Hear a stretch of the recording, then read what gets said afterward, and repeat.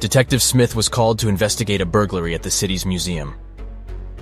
A priceless diamond disappeared and the thief left no trace behind. After analyzing the museum's security cameras, Detective Smith gathered 3 suspects: the security guard, the museum's curator, and a visitor. The security guard said he only left his post during lunchtime, and he could swear that the diamond still wasn't missing at that time. The museum curator spent the day guiding a tour of the museum for a foreign group. They came to see the diamond at the beginning of the tour, and it was still shining bright in its place. The visitors said he only popped in for a quick visit and didn't even pass through the Metzi aisle where the diamond was kept.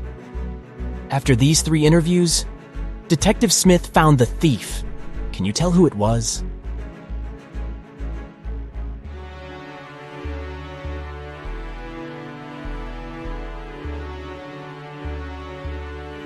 It was the visitor. First of all, he knew the exact location of the diamond inside the museum. Plus, take a look at that string he is fiddling with in his left hand. Detective Smith pulled it from under his sleeve and voila! The diamond was attached to it. I guess he didn't have time to go home and get rid of the diamond, huh? Julie and her friends decided to spend the weekend at a cabin in the woods. They arrived on Friday evening and spent the night playing board games and telling spooky stories. When they woke up on Saturday morning, they found that someone had stolen all their food supply. The door's glass was shattered, but other than that, there were no signs of who could have done it. So, the group decided to search the surrounding woods to see if they could find the culprit. Take a good look at the scene the group stumbled upon, and see if you can find out who took their food.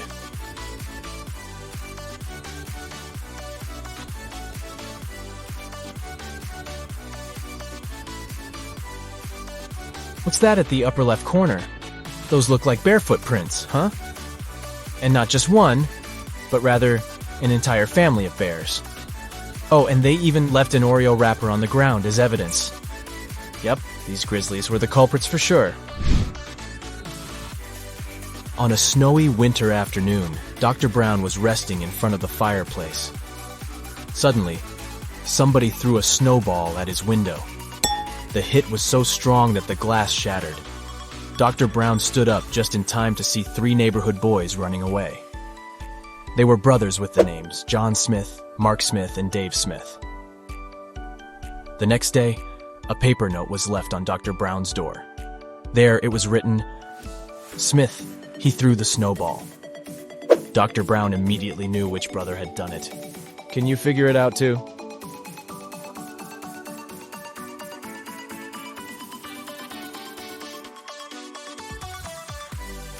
It was Mark.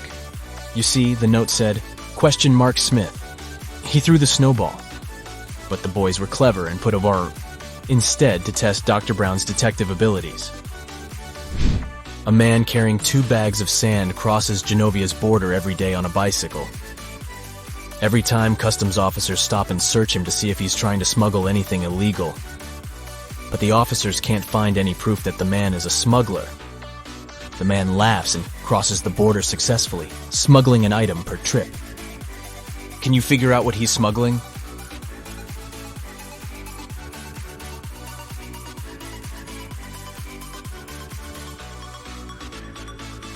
That's easy. He's a bicycle smuggler. He distracts the guards with 2 bags of sand.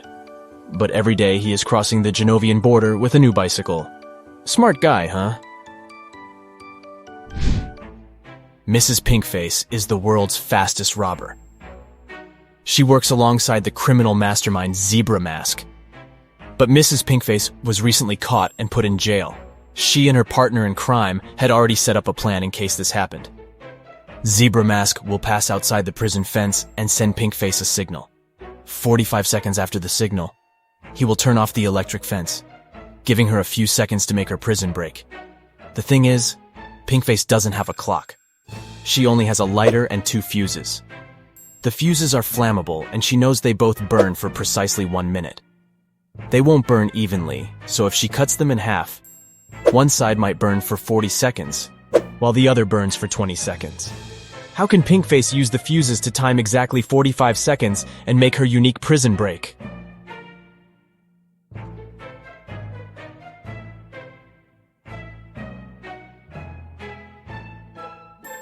Here's the key insight.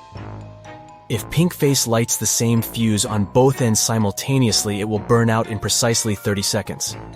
To time the last 15 seconds, she will have to light the second fuse. She can light both ends of the first fuse at the same time to time 30 seconds and light the end of the second fuse. When the first fuse burns out, she'll know 30 seconds of the second fuse is also burnt. So, by lighting the other end of the second fuse, she'll be able to time 45 seconds and make her jailbreak. You just came back from a long holiday trip. You bought a new suitcase to store all the new things you got. But when arriving home, you forgot the code to open it. Luckily, you left yourself a note on your cell phone to help you decipher the code of the lock. 682. One digit is right and in its place. 614. One digit is right but in the wrong place. 206. Two digits are right but both are in the wrong place. 768. All digits are wrong. 380. One digit is right but in the wrong place. What's the 3-digit code?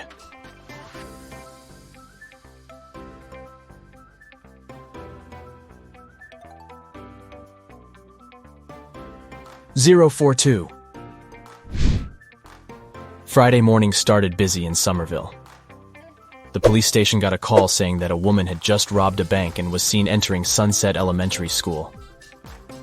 The police chief hurried over to the school and found there were 2 teachers present that morning. He immediately knew which teacher was the thief. Can you tell who it was?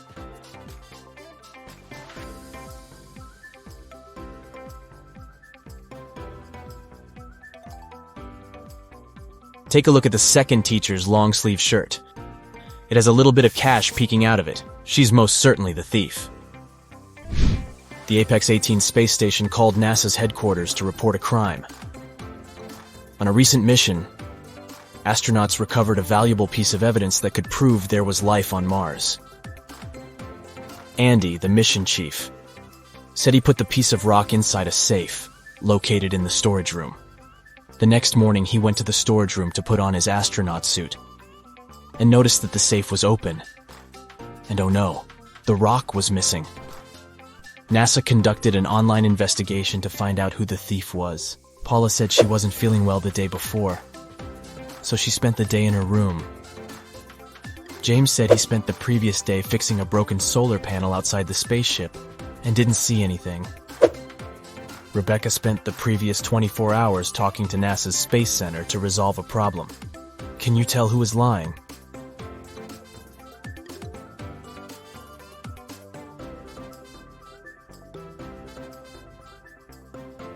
It's James.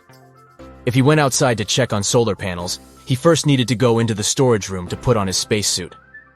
Plus, there's a rock-shaped item in his left pocket. He must be the culprit. Tuesday morning, Amy got a call from her boss, Tom. He was in distress because a very important document had disappeared from his office. It had been on the desk the evening before, but nowhere to be found in the morning. Amy immediately went there to question the employees. She soon gathered 3 suspects. Elijah said he had spent the previous evening at the movies. Mason had taken his girlfriend to dinner, and Evelyn had visited an art gallery. It didn't take long for Amy to understand who was lying. Why?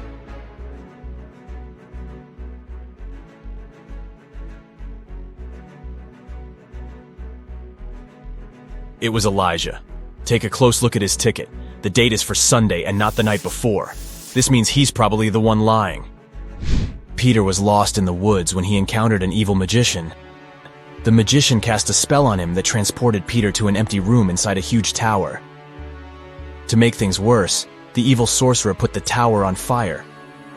The room Peter was in had no doors and only a small window. Thankfully, he found 3 magic potions that could maybe help him escape.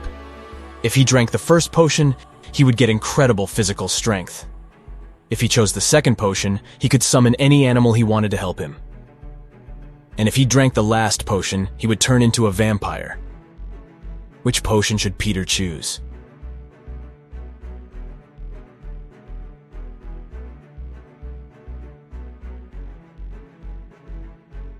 Well, No animal could help him escape the tower, and even if he had all the strength in the world, he wouldn't be able to beat the fire.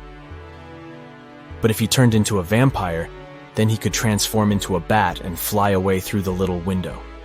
So the third bottle it is. Katie got lost in the desert. She walked for hours when suddenly she came across a huge oasis.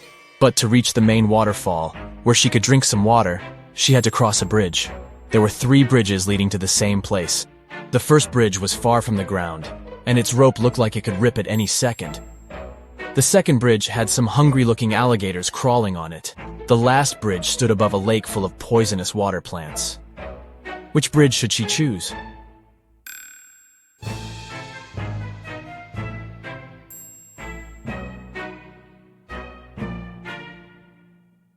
The last one. The bridge stands above a poisonous lake, but she won't touch the water when crossing it. Rupert was working in his office when a huge power shortage turned off all the lights in the building. He heard footsteps approaching behind him, and the next thing he knew, he was feeling dizzy.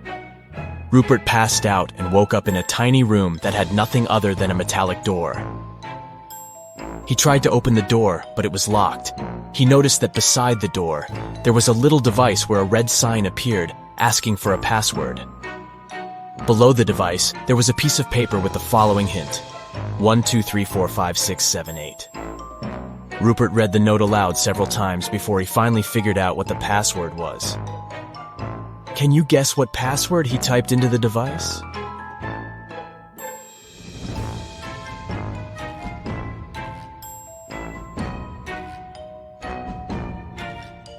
He typed in 1 time the number 2, 3 times the number 4, 5 times the number 6, and 7 times the number 8. Phew, that wasn't obvious, huh? Bill and Jonah found themselves stuck inside the cavern of the Great Genie. There was nothing there but a wall with 3 buttons. There was a red button, a yellow one, and a green. Somewhere on the floor, they found a note that read, TDUPT RNOREHEBSSTE.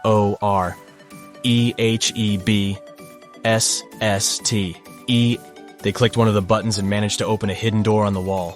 Which button did they choose?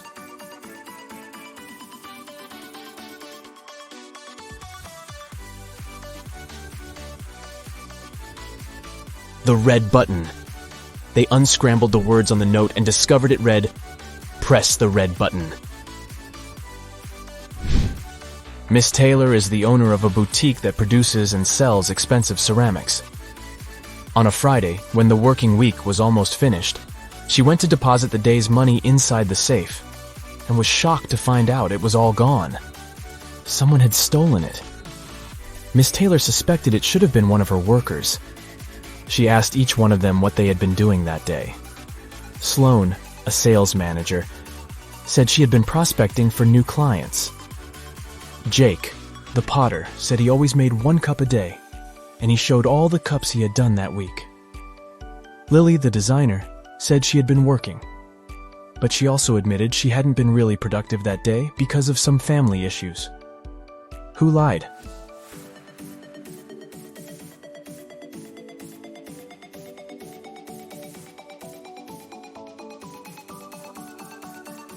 Jake.